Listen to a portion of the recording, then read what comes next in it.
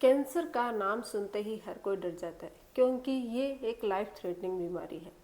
महिलाओं में अक्सर बच्चेदानी का कैंसर या ओवेरियन कैंसर की प्रॉब्लम हो जाती है।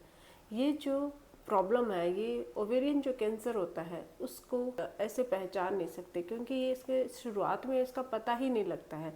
मोस्टली सेकेंड या थर्ड स्टेज में जाके पता चलता है कि इसको ओवेरियन कैंसर है। लेकिन कुछ ऐसे सिम्टम्स होते हैं, कुछ ऐसी चीज़ें होती हैं जिनसे आप शुरुआत में ही पता लगा सकते हो। तो आज के इस वीडियो में मैं आपको वही सिम्टम्स बताने जा रही हूँ। उससे आप स्टार्ट में अगर आपको पता चल जाए कि आपकी ये प्रॉब्लम आगे चल के हो सकती है तो स्टेज फर्स्ट में ही इसका इलाज हो सकता है और ये प्रॉब्लम आगे नहीं बढ़ेगी। आपको ज़्यादा मेजर ट्रीटमेंट करवाने की भी नीड नहीं पड़ेगी। तो ये एक बहुत ही कॉमन कैंसर है। महिलाओं में ब्रेस्ट कैंसर या ओवेरियन कैंसर की प्रॉब्लम अक्सर रहती है। इसमें महिलाओं को अक्सर ओवरी का ऑपरेशन या सर्जरी करानी पड़ती है। तो आज का जो हमारा वीडियो बहुत ही सेंसिटिव है और बहुत ही इम्पोर्टेंट है क्योंकि ये जो प्रॉब्लम है इसको अगर हम शुरुआत में ही सुलझा सके तो इसका ट्रीटमेंट हो जाता है। शुरुआत में ही हम इसका इलाज कर सकते हैं। तो मैं हूं डॉक्टर पूनम और आप देख रहे हो smile openly with doctor Poonam. Video शुरू करने से पहले अगर अभी तक आप लोगों ने चैनल सब्सक्राइब नहीं किया है तो प्लीज़ सब्सक्राइब कर दीजिएगा। बेल आइकन को प्रेस करना बिल्कुल ना भूलिएगा ताकि आपको न्यू वीडियोस की नोटिफिकेशंस मिलती रहे। तो चलिए शुरू करते हैं आज का टॉपिक। हमारे शरीर में ओवेरियन कैंसर या ब्रेस्ट कैंसर क्यों हो जाते हैं? एक्चुअली इसका अभी तक प्रॉपरली कोई कारण नहीं सामने आया है कि इसी वजह से ये प्रॉब्लम होती है।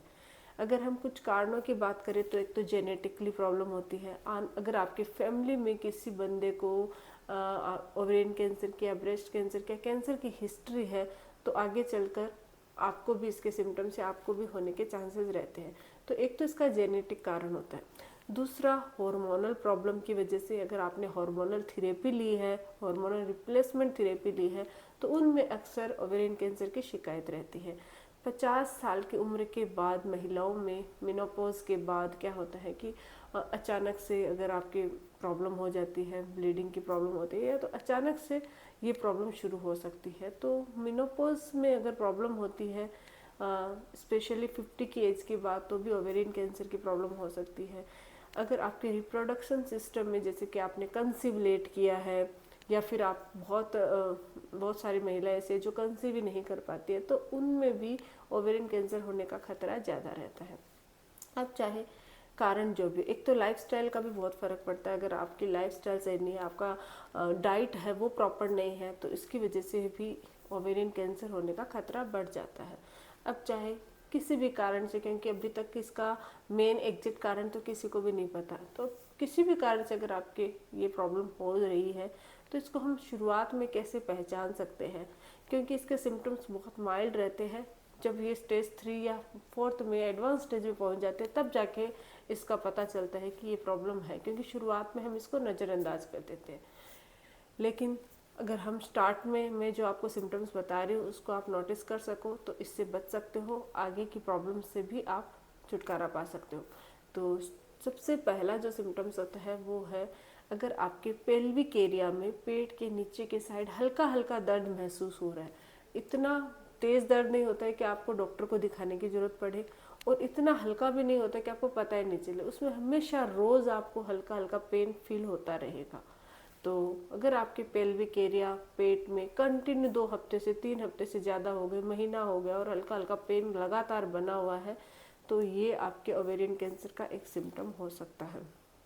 अगर आपका वजन अचानक से कम हो रहा है या फिर बहुत ज़्यादा बढ़ रखा है, आप खाना नॉर्मल खा रहे हो, इतना आपने कोई भी चेंजेस नहीं किया, आपकी लाइफस्टाइल सेम चल रही है और अचानक से आपने नोटिस किया कि आपका जो वज़न है वो बढ़ रहा है या फिर वज़न बहुत ज़्यादा कम हो गया है तो ये भी कैंसर का सिम्टम हो सकता है।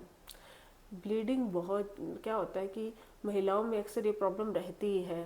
पीसीओएस की प्रॉब्लम है या हार्मोनल प्रॉब्लम है या मेनोपॉज के दौरान हार्मोन्स वो इरेगुलर होता है, जैसे पीरियड्स में भी इरेगुलरिटीज आ जाती है। तो अगर आपके पीरियड्स बहुत ज़्यादा इरेगुलर है और साथ ही ब्लीडिंग बहुत ज़्यादा कंटिन्यू 10 to 15 डेज तक हो रही है या फिर 3 से 4 महीने आपके पीरियड्स नहीं आए और फिर अचानक से आपकी ब्लीडिंग हो रही है, ऐसा कोई भी आपको चेंजेस फील हो रहा है तो ये भी ओवेरियन कैंसर का सिम्टम हो सकता है। अगर आपको खाने की बिल्कुल भी इच्छा नहीं हो रही है, अगर आप खाते हो तो भूख नहीं लग पा रही है, थोड़ा सा ही खाते हो, ये प्रोसेस अगर रेगुलर चल रहा है आपके, तो भूख नहीं लगना भी, कम खाना, भूख नहीं लगना, ये भी एक का सिम्टम्स होता है।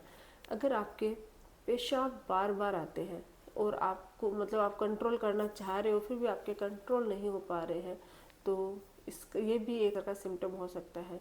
ओवेरियन कैंसर अगर स्टार्ट हो रहा है तो आपके पेशाब की प्रॉब्लम काफ़ी रहेगी, कंटिन्यू रहेगी और बार बार आएगी और आप चाहकर भी इसको कंट्रोल नहीं कर पाओगे। तो अगर ऐसे कोई भी आपको सिम्टम नज़र आ रहा है तो आपको डॉक्टर से ज़रूर मिलना चाहिए। इसके अलावा अगर आपके पेट में गैस की प्रॉब्लम बन रही है, कब्ज की प्रॉब्लम हो रही है, जिन लोगों को कब्ज की कंटिन्यूस शिकायत रह रही है और साथ ही साथ पेट में निचले हिस्से में दर्द महसूस हो रहा है और पीरियड्स इरेगुलरिटीज़ की भी प्रॉब्लम आ रही है, ये अगर मिक्स हो रहा है आपके, तो ये भी सिम्टम हो सकता है। पेट में सूजन होना या फिर आपके निचला जो पोर्शंस होता है पेल्विक एरिया, वहाँ पे स्वेलिंग फील होना, ये भी ओवेरियन कैंसर का सिम्टम हो सकता है। तो ये जो भी सिम्टम अगर आपको लगातार 15 डेज से 20 डेज तक कंटिन्यू अगर दिखाई दे रहे हैं तो आपको इसको नज़रअंदाज नहीं करना है, तुरंत आपको डॉक्टर से कंसल्ट करना है। बहुत माइल्ड होता है, बहुत हाई नहीं होता है कि आप इसको नोटिस कर सके।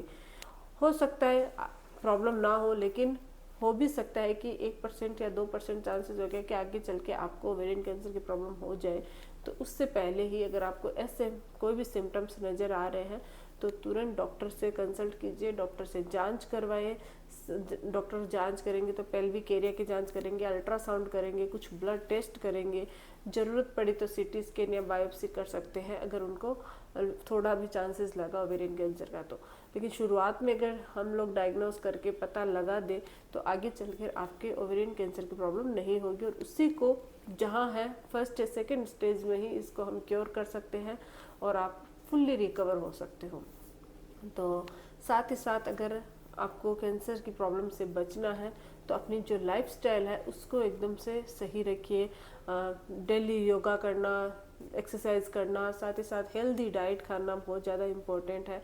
हेल्दी डाइट में ग्रीन वेजिटेबल्स, फ्रूट, जूसेस, इनका ज़्यादा से ज़्यादा सेवन करना, जंक फूड्स को अवॉइड करना, केमिकल वाली चीज़ों को अवॉइड करना, बाहरी जो प्रोसेस्ड फूड है उनको अवॉइड करना। अगर आप किसी भी कारण से टेंशन में हो या फिर आप बहुत ज़्यादा डिप्रेशन में हो तो उससे आपको मतलब निकलना है, क्योंकि ज़्यादा टेंशन लेना, डिप्रेशन लेना भी बीमारी न हो के भी बीमारी है वो बढ़ने लग जाती है। तो हमेशा जितनी हो सके उतनी कम टेंशन लेना, यही इस तरीके से आप अपने प्रॉब्लम को सॉल्व कर सकते हो और कैंसर होने से भी बचा सकते हो अपने आप को। तो आज के लिए बस इतना ही। आई होप कि वीडियो आप लोगों के लिए हेल्पफुल रहा है। वीडियो अगर अच्छा लगे तो प्लीज़ चैनल को लाइक कीजिए, शेयर कीजिए और सब्सक्राइब जरूर कीजिएगा। Thank you.